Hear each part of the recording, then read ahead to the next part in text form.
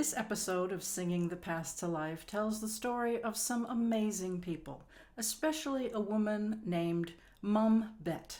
Mum was a term of respect, akin to ma'am, and despite spending much of her life enslaved, Bet became highly respected indeed. The music that surrounded her will heighten our understanding of her life and times. Bet was an accomplished healer and midwife. When she was about 37, she sued in court for her freedom and won. In 1829, as Elizabeth Freeman, she made her mark on her last will and testament and left her worldly goods to her daughter, her grandchildren, and her great-grandchildren. She owned her own house, and her estate amounted to nearly $1,000, a large sum at the time. Bet could not read or write, but some of her words come to us through the writings of a woman she raised, Catherine Sedgwick. Bet appears in court documents, and we have her last will and testament. But at a distance of some 250 years, we have to guess about a lot of things, using clues in known facts to speculate about what might likely have happened. Bet was born in about 1744 in Claverack, New York, on the farm of Peter Hogaboom. Neither Bet nor her mother had a last name, a common thing for those in bondage. We do not know her mother's name. This woman may have been born here or quite probably in Africa. According to Catherine Sedgwick, Bet was of unmixed African heritage, so Bet's father most likely worked on the Hogaboom farm or one nearby. Peter Hogaboom and his wife Yannicke had 15 children. As in most families back then, not all survived to adulthood. Bet's mother had a lot to do, caring for such a large household, working alongside a dozen other enslaved people. Bet's mother must have sung lullabies to the Hogaboom children and her own little ones. Perhaps Bet heard songs in the language of her mother's people. Here is a traditional one from Congo. The words mean, "Row, row, the current is strong. Row, row, your country is the Kasai." That is a river. "Come, brave one, come, generous one, let Benguela come." Benguela is a cold ocean current that brings strong winds. This song is both a lullaby and a paddling song. Olele moliba makasi. Olele, olele moliba makasi. Olele, olele, olele moliba makasi. Olele, moka nyaye, mboka boka kasai, mboka naye, mboka naye, mboka mboka kasai. Olele, olele, moliba makasi. Olele, olele, moliba makasi. Benguela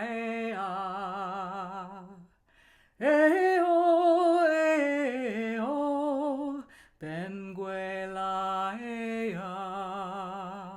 oh ya oh ya oh ya olele olele moliba makasi olele olele moliba makasi.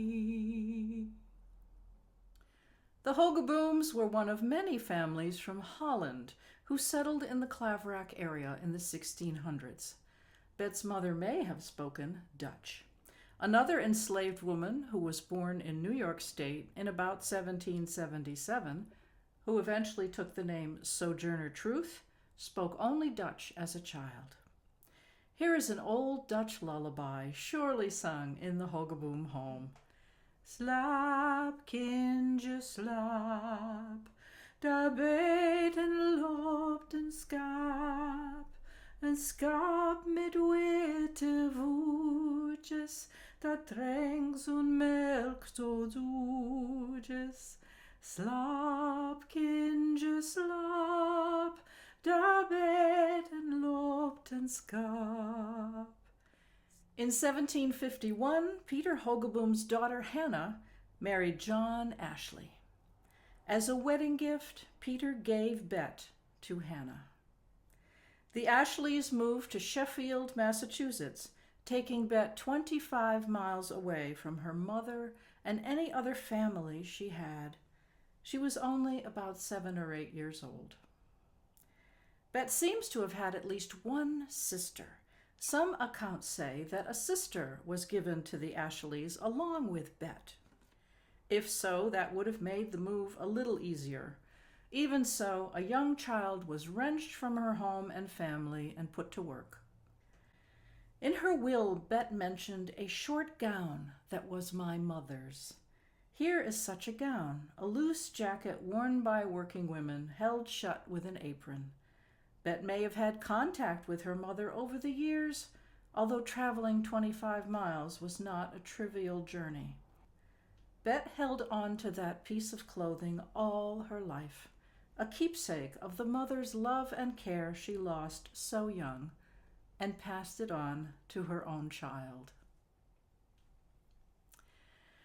As an enslaved person, the conditions of your life depended completely on what kind of people you worked for. John Ashley seems to have been good-natured, deeply involved in his community. He served in a regiment from Sheffield that fought in the French and Indian War in the 1750s, as England struggled to keep the French from taking over their colony. But Ashley's wife had a temper. Hannah often lashed out at the dozen people they owned. Enslaved people worked from morn till night and seldom had a day off. On Sundays, they often went to church with the rest of the household, standing in the back or sitting on the stairs. Everyone attended 2 services, one in the morning and one in the afternoon, hearing Bible passages that took slavery for granted, just a part of God's plan. White men ruled on earth as God did in heaven, and obedience was demanded of the enslaved and of servants and of wives. This hymn from the colonial era, still sung today, shows the mindset of the 1700s. Suffering was guaranteed, but God promised to help you endure it. He sent trials to purify your soul, just as gold is purified in a fire, burning away the dross or impurities. This idea remains with us in the saying, "That which does not kill you makes you stronger." The words to this hymn were written by John Keith in 1787, based on a Bible passage. Like most hymns at this time, it had no set melody, but was sung to whatever tune that worked. Churches had no hymnals and no organs. A leader lined out the song, one line at a time, each one repeated by the congregation. It took a while, but nobody was in a particular hurry. Even though it would have been unaccompanied, I'm going to accompany this on the dulcimer. This was invented in the Appalachian Hills of the United States in the late 1600s. I don't think there were many in New England in Bet's time, but I'm going to use it anyway. It gives a nice background. How firm a foundation, ye saints of the Lord, is laid for your faith in his excellent word. What more can he say than to you he hath said, who unto the Savior for refuge hath fled? When through the deep waters I call thee to go, the rivers of sorrow shall not overflow. For I will be with thee, thy troubles to bless, and sanctify to thee thy deepest distress.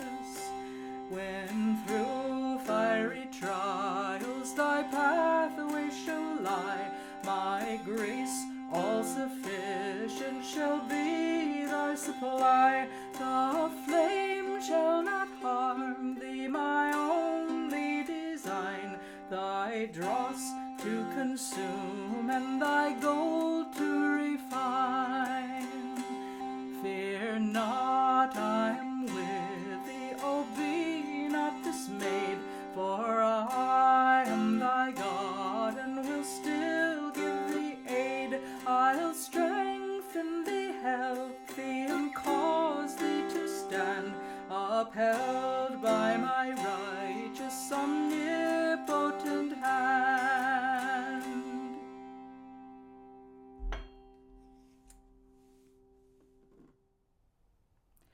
For 30 years, Bet worked for John and Hannah Ashley without being paid.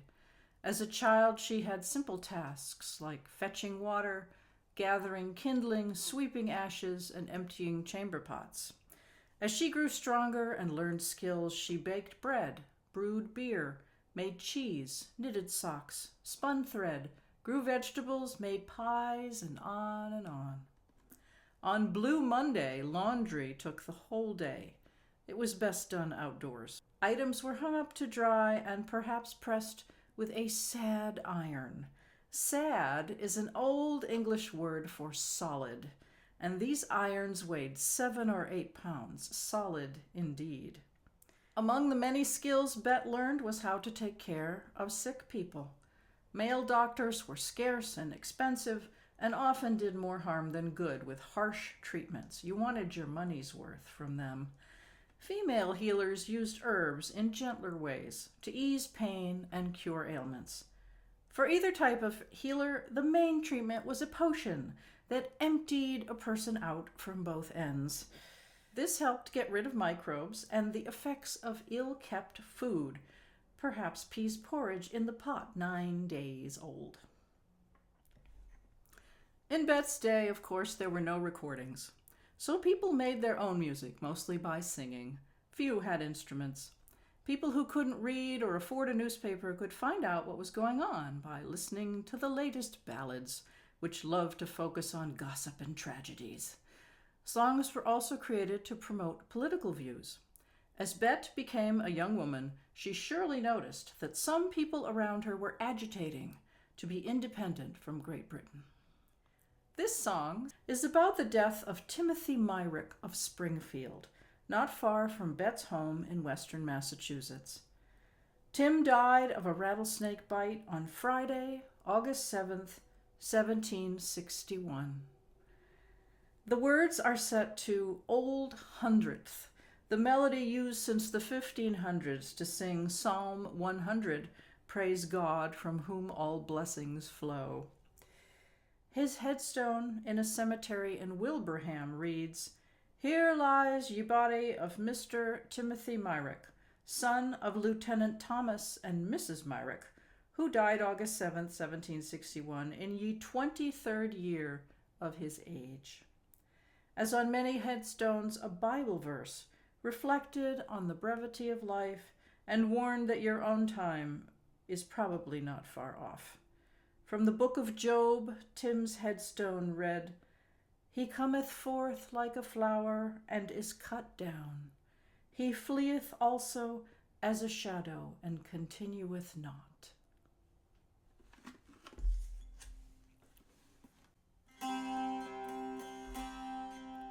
On Springfield Mountain there did dwell a comely youth I knew full well, Lieutenant Myrick's only son, a likely youth nigh 21.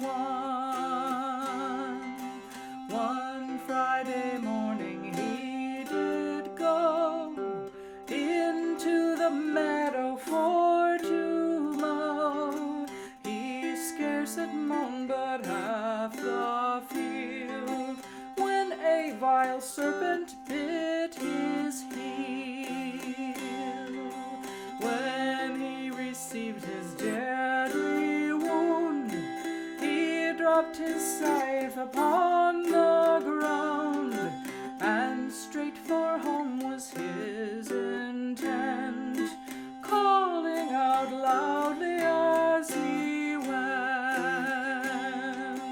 Though all around his voice was heard, none of his friends to him appeared.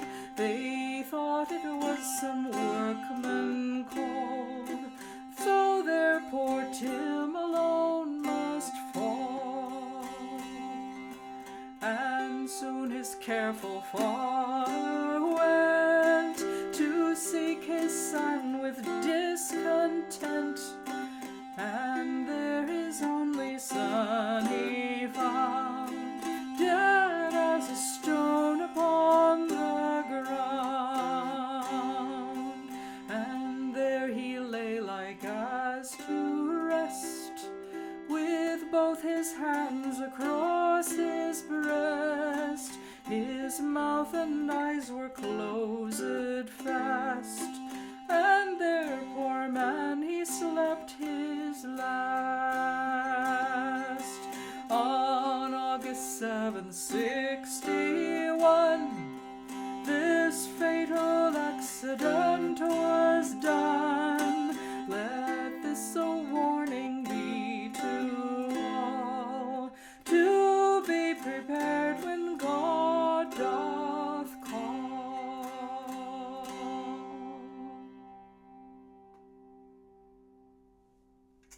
It's very unlikely that someone who died of a snake bite would be found looking peaceful.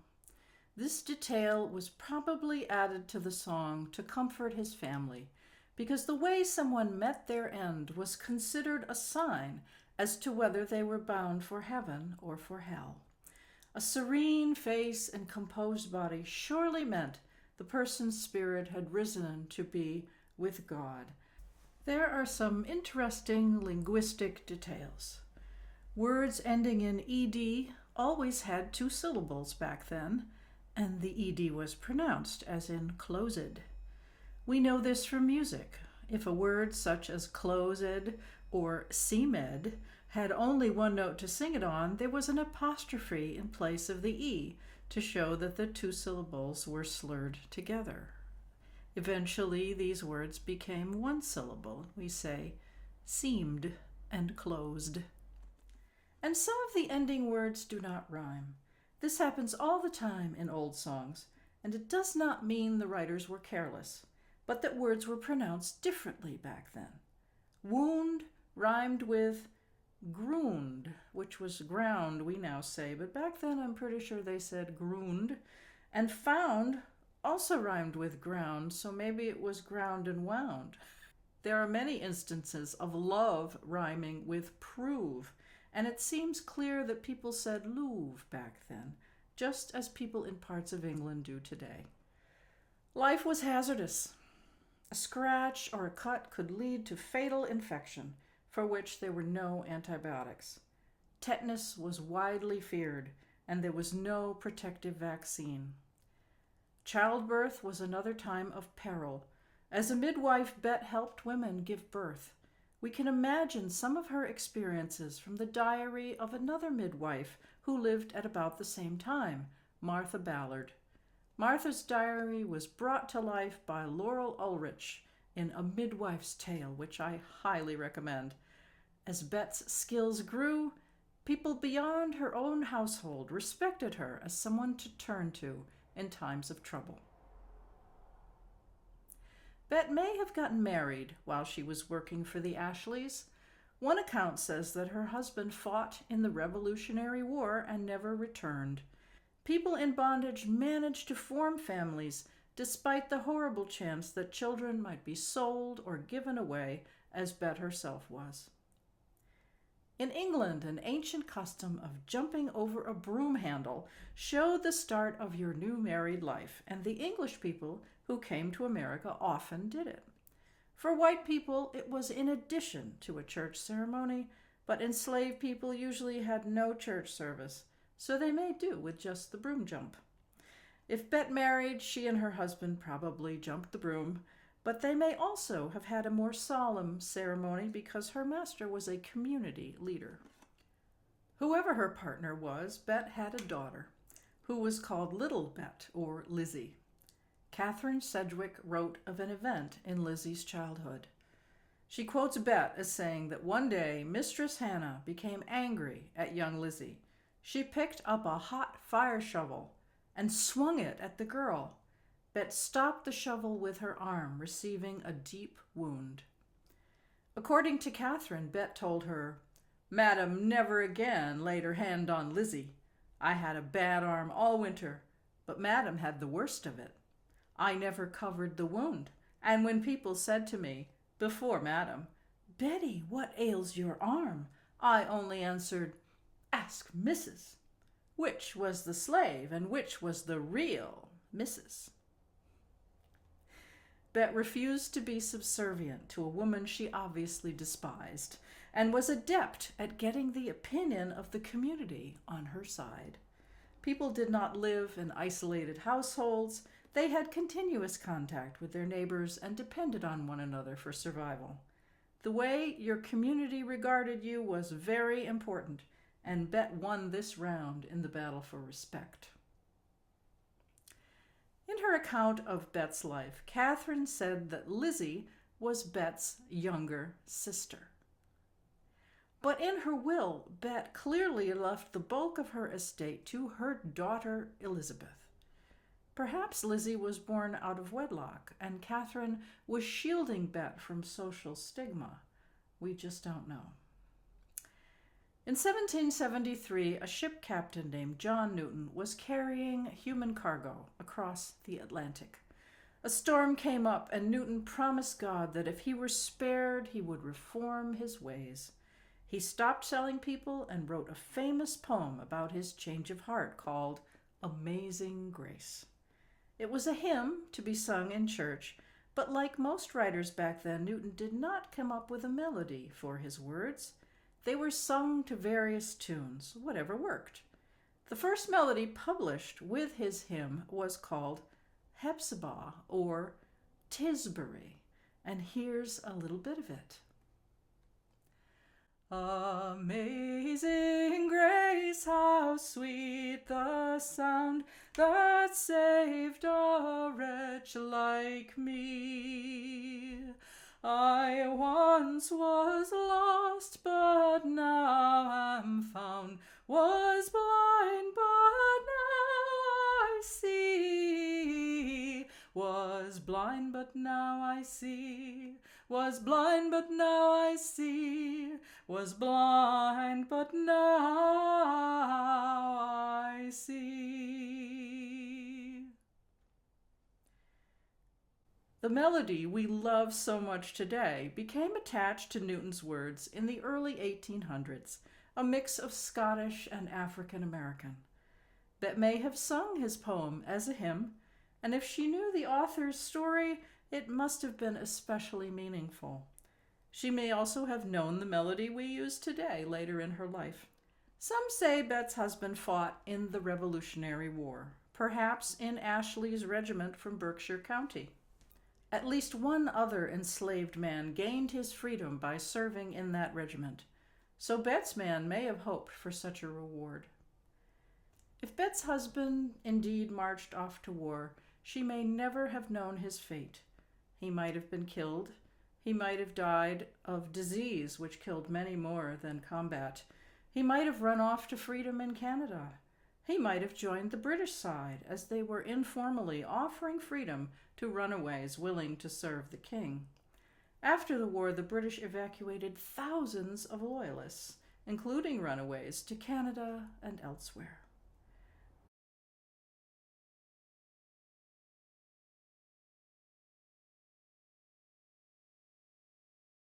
Colonel John Ashley was a Yale-educated lawyer. He hosted political meetings at his house, and Bet probably served tea and listened as a dozen men discussed events and strategies. Among them was a young Sheffield lawyer named Theodore Sedgwick. He was part of a group that wrote the Sheffield Resolves in 1773, which were much like the Declaration of Independence that came a few years later. The resolves were signed at Ashley's house, and Bet may have watched the gentlemen ink their names onto a treasonous document that could cost them their lives. Bet's exposure to politics and roomfuls of learned men no doubt had an effect on her. She had experiences she would not have had if she worked for a simple farmer. In 1780, in the 5th year of the Revolutionary War, Bet heard a town crier read the new Massachusetts state constitution. Article 1 says, "All men are born free and equal, and have certain natural, essential, and inalienable rights, among which may be reckoned the right of enjoying and defending their lives and liberties." The next day, Bet walked 4 miles to Theodore Sedgwick's house. People walked long distances in those days without giving it a second thought. Perhaps she sang to pass the time. She knew Theodore from years of meetings in the Ashley house, and she very well may have nursed his family in illness or delivered some of his children. Just 3 years before, Sedgwick had purchased a woman named Ton, T-O-N. So he owned, or had once owned, at least one enslaved person. Even so, he ushered Bet into his office. She said, "I heard that paper read yesterday that says all men are created equal and that every man has a right to freedom. I'm not a dumb critter. Won't the law give me my freedom?" Sedgwick and his partner, Tapping Reeve, agreed to take her case. Women had no rights in court, so they asked another enslaved person in the Ashley household, Cato Brom, to be the lead plaintiff. In August 1781, the case was heard in a Great Barrington courtroom. Ashley had 2 famous attorneys, John Canfield and David Noble Gentile, Esquire. But the court ruled that slavery was inconsistent with the state constitution. Ashley was fined 30 shillings and had to pay the court costs. Brom and Bet not only were freed, but received some compensation for their years of unpaid labor. Colonel Ashley asked Bet to come back to his house and work for wages. She declined. Instead, she went to live and work in the house of her lawyer, Theodore Sedgwick. One of the first things she did was choose a first and a last name fit for a free woman, Elizabeth Freeman. In 1781, Theodore Sedgwick had been married to his second wife, Pamela Dwight, for 7 years. His first wife, Eliza, had died of smallpox in 1771 when she was 8 months pregnant with their first child, which must have been a terrible sorrow. 3 years later, Theodore married Pamela. She was 21 and he was 28. Their first child, a daughter they named Elizabeth, was born in 1775. In 1777, they lost a baby who survived just 1 day. The next year, they had another girl, Frances Pamela, and 2 years later, a boy triumphantly named Theodore Sedgwick II. When Bet arrived in 1781 at their house in Sheffield, she became the senior servant and governess to their 3 children.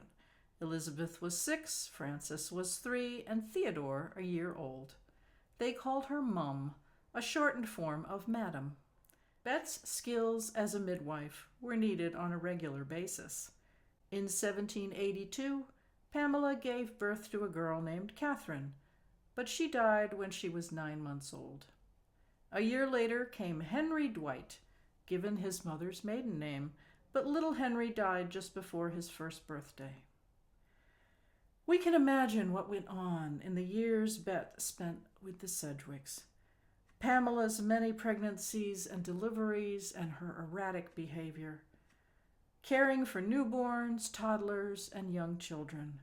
Nursing and burying several babies. Weaning and teething. Fireplaces and candles were a constant danger, and there were so many illnesses that could snatch a child away. Epidemics swept through towns every few years, carrying off whole families. Smallpox, measles, malaria, diphtheria, yellow fever, typhus. Infections killed many, and people got consumption, or tuberculosis, from living in rooms filled with smoke from fires, lamps, and candles. Both men and women enjoyed a pipe of sotweed, or tobacco, a cherished comfort. People did not understand the causes of disease and blamed evil spirits or the devil for misfortunes. Here is a setting of the 23rd Psalm, "The Lord is my shepherd." Its words were adapted to fit into a regular tune, for the psalm is free verse, not rhymed. The Lord to me a shepherd is, want therefore shall not I. He in the folds of tender grass doth cause me down to lie. To waters calm he gently leads, restores my soul doth he. He doth in paths of righteousness, for his name's sake lead me. Yea, though in valley of death's shade I walk, none ill I'll fear, because thou art with me, thy rod and staff my comfort are. Thou dost anoint my head with oil, my cup it overflows.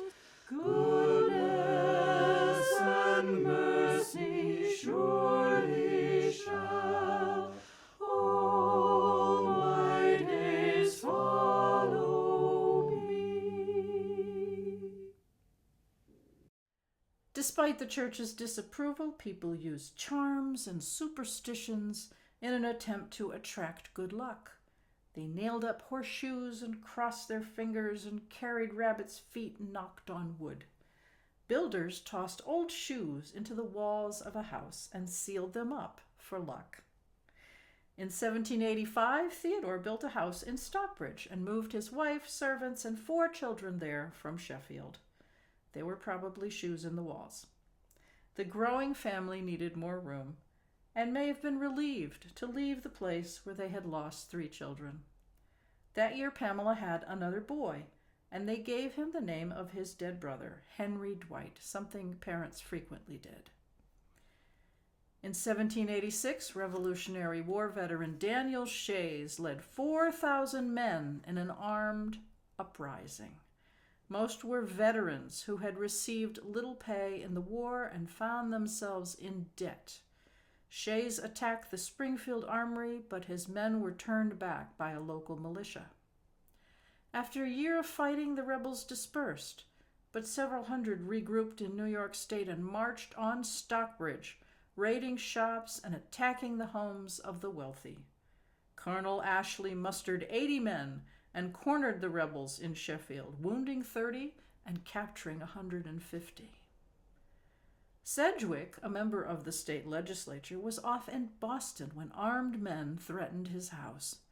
His family took refuge with a neighbor, but the servants stayed behind. Bet was resolved to defend her home. She barred the doors and windows and heated a kettle of beer over the kitchen fire, declaring she would scald to death the first intruder. It was safer to use beer than to go outside to the well for a bucket of water. Bet hid the family's watches, jewelry, and other valuables in a large oak chest where she kept her own wardrobe. The rebels tried to steal the Sedgwicks' best horse, a mare named Jenny Gray, but Jenny threw the rider, and Bet sent the steed running off into the woods. A week or so later, a group of men came to the door and demanded the key to the cellar, which was full of spirits. Bet led them down and showed them bottles of brown stout. One man took a drink and said, "Oh, it was bitter stuff." She sneered, "How should you like what gentlemen like?" They answered, "Is there nothing better here?" And she replied, "Gentlemen want nothing better." They left, unaware of all the excellent wine tucked away in the back. Every household had a supply of spirits, for that was what everyone drank, all ages. Water was often tainted, so people stuck to beer, ale, and cider. These not only stayed safe without refrigeration, but preserved fruit and grain. This song praises a drink brewed from barley, noting all the wonderful things it does for you. The words are anonymous, but the tune is Stingo, a sprightly dancing tune named for a particularly strong drink. Castalian water is the spring at Delphi in ancient Greece, where the oracle foretold the future.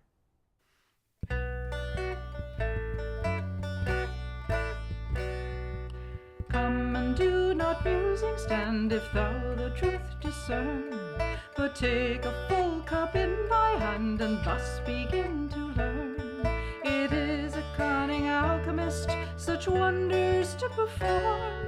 Yes, I the virtues do proclaim of the little barley corn. It lends more years unto old age than e'er was lent by nature. It makes the poet's fancy rage more than Castalian water.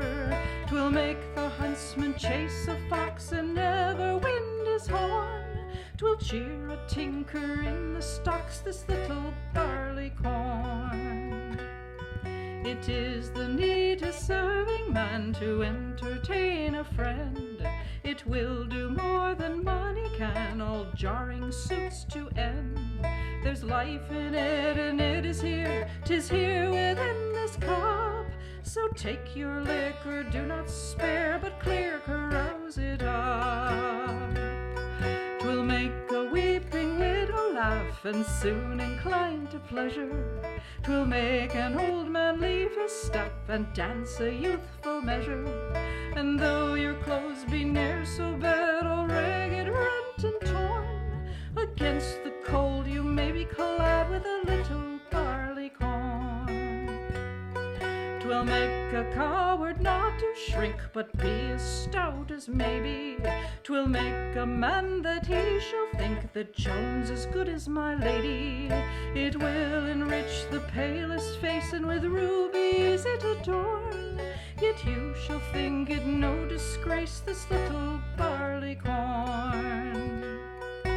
Thus the barley corn hath power in for to change our nature, and make a miser in an hour prove a kind-hearted creature. And therefore here I say again, let no man take it in scorn, that I the virtues do proclaim of the little barley corn.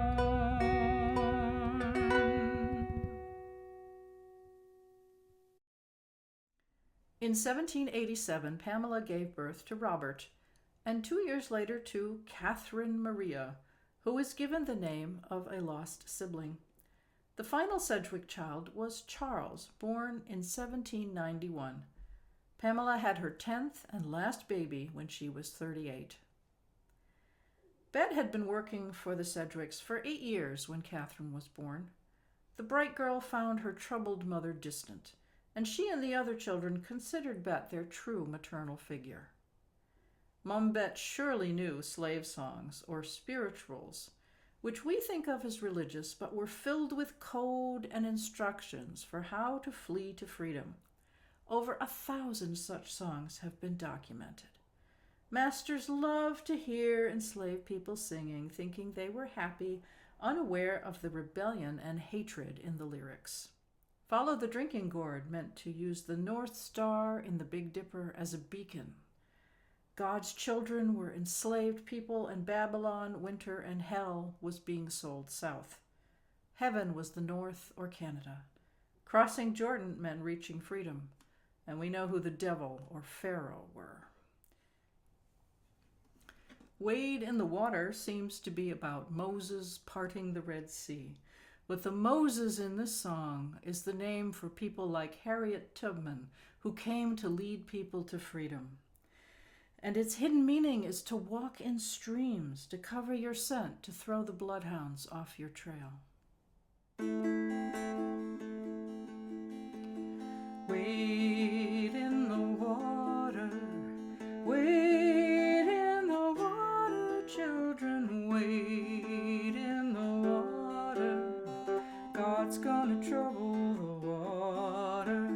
See that band all dressed in red. God's gonna trouble the water. It looks like the band that Moses led. God's gonna trouble the water.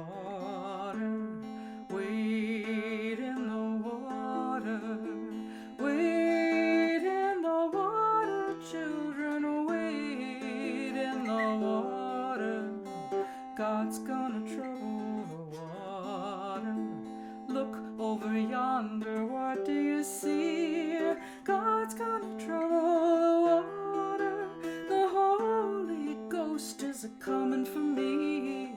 God's gonna trouble the water. Wade in the water. Wade in the water, children. Wade in the water. God's gonna trouble the water.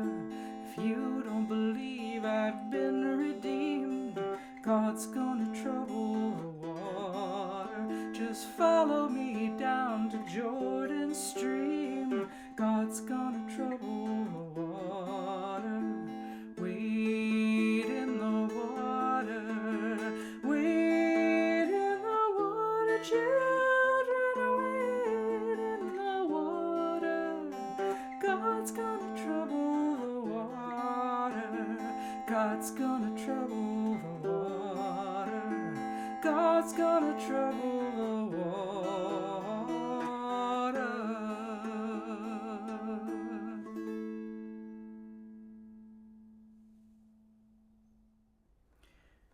Swing Low, Sweet Chariot was not originally about getting to heaven, but hoping for angels to help you escape, angels like Harriet Tubman. Harriet emancipated herself when she was 27 and soon went back for her family. 12 times she returned despite a huge price on her head.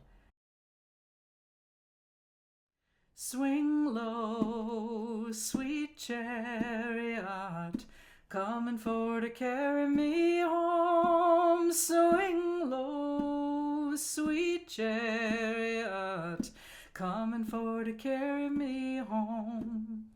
I looked over Jordan, and what did I see? Coming for to carry me home. A band of angels coming after me, coming for to carry me home. Swing low, sweet chariot, coming for to carry me home. Swing low, sweet chariot, coming for to carry me home. If you get there before I do, coming for to carry me home. Tell all my friends that I'm coming too, coming for to carry me home. If I get there before you do, coming for to carry me home, I'll cut a little hole and pull you through, coming for to carry me home.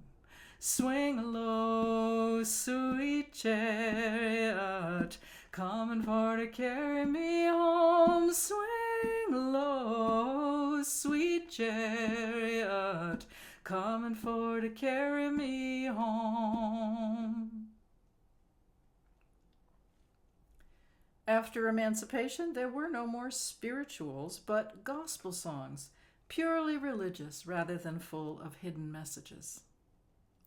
Bet spent 21 years in the Sedgwick household, saving up her wages to enhance her life. She visited her neighbors to nurse the sick and bring babies into the world. She was a competent woman everyone turned to in a crisis. One of her co-workers was a free black man named Agrippa Hull, who had served in the Revolutionary War. Agrippa had been born free in Northampton in 1759 and enlisted at age 18. He spent years as the personal aide of Tadeusz Kościuszko, a Polish engineer who provided vital help to win the war. Everybody called Agrippa Grippy. In the 1790 census, Agrippa Hull was listed as one of 64 free black people living in Stockbridge, 18 of them in homes where they were formerly enslaved. The 46 others were members of 11 families who owned or lived on land between Muddy Brook Swamp and Cherry Hill and Cherry Streets. In the same area, Theodore Sedgwick had 16 people in his household, 3 of them free black people, Bet, her daughter, and Agrippa Hull. In 1807, Pamela Sedgwick died at age 54. Her youngest child, Charles, was 16. She and Theodore had been married for 33 years.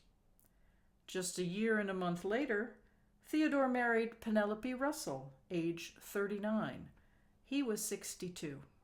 Such age differences did not matter much at this time. On the first day of December in 1807, Bet purchased land from the estate of John Taylor. On the deed, she is described as Elizabeth Freeman of Stockbridge, aforesaid spinster. She spent $49 for 12.5 acres, quote, part of Taylor's Negro Pond lot there, so called, it is thus described. That was the lawyers talking. Taylor's son Ephraim sold the land to pay off his father's debts after he died, and Bet was the sole purchaser. Negro Pond was also known as Negro Swamp and is now Lake Agawam. Wealthy English settlers often bought land in the area as woodlots to supply their fireplaces. In 1812, when Bet was about 70, the only image we have of her was created by Susan Ridley Sedgwick, Catherine's sister-in-law. Susan was 23 years old. Bet got dressed up and sat for her portrait, which was done in watercolors on a small piece of ivory. It measures just 2 by 3 inches.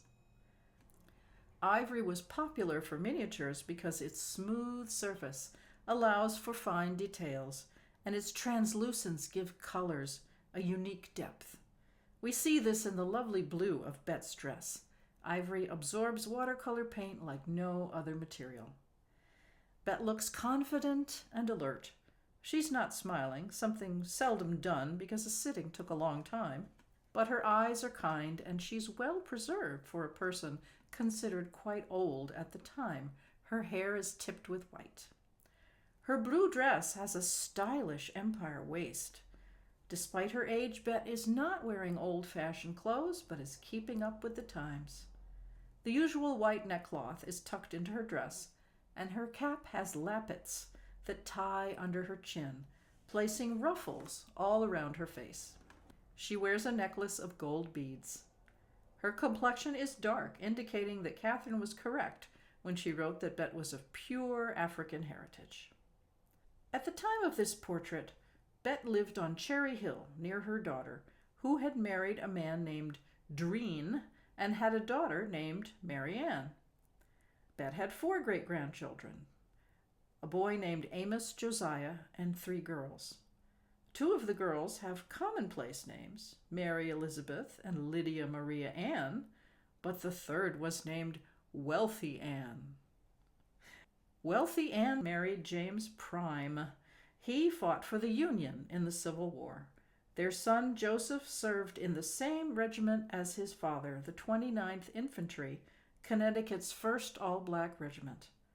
Joseph Prime's pension document names his children: Bertha, born in 1875, and Eva, born in 1899.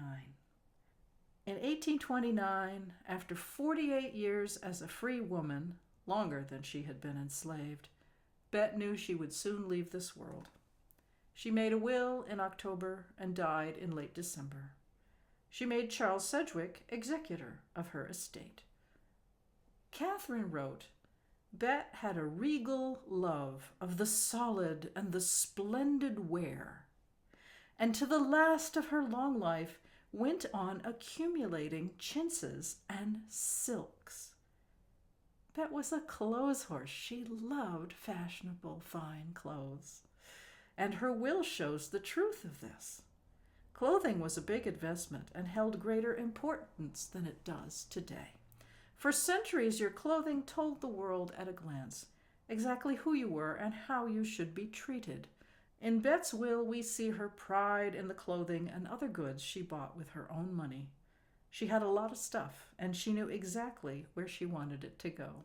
Her daughter Elizabeth received all her household furniture and 3 black silk gowns, a petticoat, a short gown that was my mother's, several shawls, 2 linen handkerchiefs, and cotton hose marked B.F. Also a coat, 3 caps, one with lace, a pair of blue stockings, my largest spoons, sugar tongs, 5 kettles, and earrings. Granddaughter Marianne got a purple and white gown, a striped gown, a chintz short gown, stockings, and an umbrella. Great-granddaughter Wealthy was left a yellow shawl, a muslin apron, cotton hose, a cloak, a bonnet, and small gold earrings. Another great-granddaughter, Mary, got a short gown, 2 shawls, a muslin apron, cotton hose, and a black velvet hat. A third great-granddaughter, Lydia, got gold beads, spoons, sugar tongs, my stone finger ring, and all my wearing apparel not before specified. Perhaps the gold beads were the ones Bet wore in her portrait. Bet's great-grandson Amos received a $5 gold piece, a pair of sheets, 3 pillowcases, and no less than 5 bed quilts. He also got shoes, a red writing desk, the bedstead and bedding he now uses, 2 handkerchiefs, and 1 dessert spoon. The fact that Bet owned a writing desk when she herself could not read or write indicates she understood the importance of that skill, and her children surely could. Then she doled out other things she had acquired as a thrifty working woman: her bedstead, bureau, tables, chairs, tablecloths, towels, and a pair of Morocco shoes. Also kitchenware and dishes, including a set of, quote, burnt china. Either that was a decorative motif or it had been too long near the fire. Also a muff, flat irons, a black satin cloak, aprons, stockings, sheets, 3 more bed quilts, and a riding hood.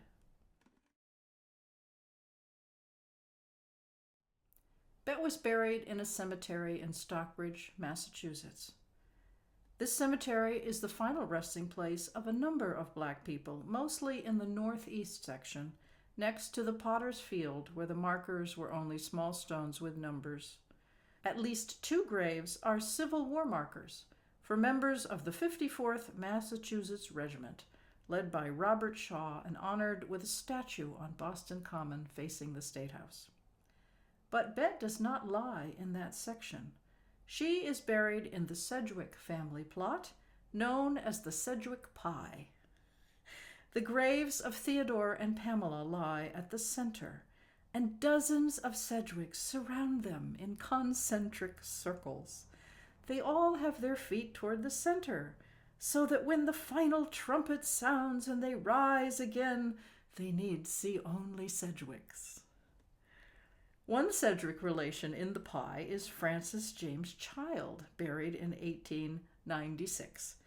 In 1860, Child had married Elizabeth Ellery Sedgwick.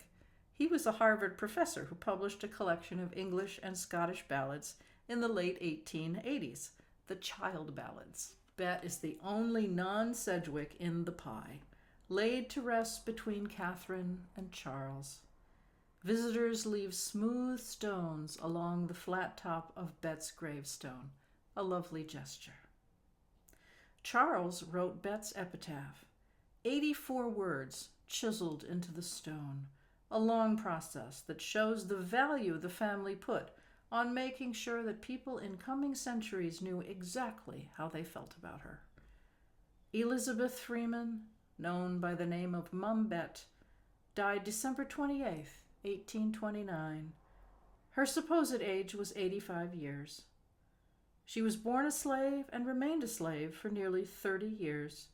She could neither read nor write, yet in her own sphere she had no superior or equal. She neither wasted time nor property. She never violated a trust, nor failed to perform a duty. In every situation of domestic trial, she was the most efficient helper and the tenderest friend. Good mother, farewell. The phrase that resonates with me is, in every situation of domestic trial.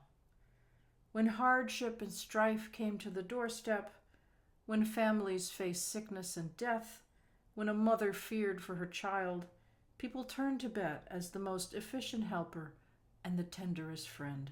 She did what she could, and she did it very well, and when no more could be done, she gave her loving care. And her legacy stretched beyond her family and community. Her victory in court became a precedent that led others to sue for their freedom, and in just a few years, slavery was abolished in Massachusetts. Catherine Sedgwick grew up to be a prolific writer. Her novels were popular in the early 1800s, and she made a good living writing short stories for magazines. In her account of Bet's life, she wrote that Bet once said to her, any time, when I was a slave, if 1 minute's freedom had been offered to me, and I had been told I must die at the end of that minute, I would have taken it.